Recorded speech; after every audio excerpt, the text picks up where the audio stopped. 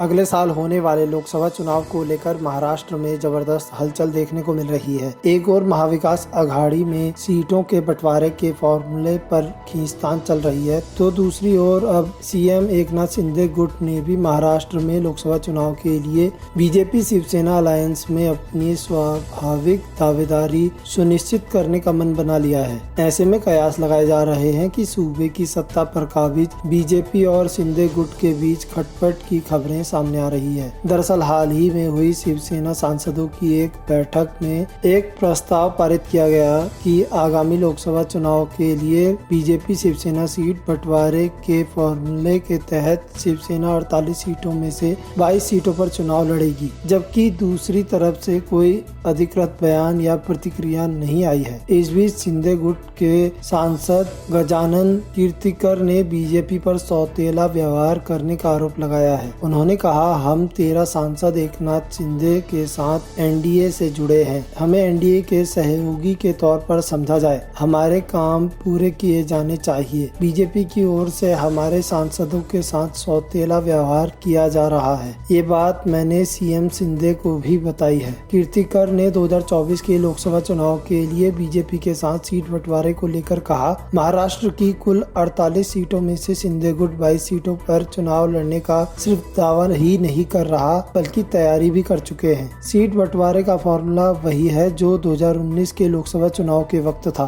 तब शिवसेना 23 और बीजेपी 26 सीटों पर चुनाव लड़ी थी। ऐसे में 22 सीटों पर बीजेपी और 18 पर शिवसेना को जीत मिली थी। उधर फूट की अटकलों को लेकर महाराष्ट्र के डिप्टी सीएम देवेंद्र फडणवीस ने कहा कि गजानन कीर्तिकर ने कहीं ऐसी बातें नहीं कही है। ऐसी बातें बेबुनियाद हैं। दोनों दलों और सरकार के कामकाज में कहीं कोई समस्या नहीं है। शिवसेना और बीजेपी बेहतर तालमेल के साथ काम कर रही है। आगे भी इसी तरह भाईचारे से काम होगा।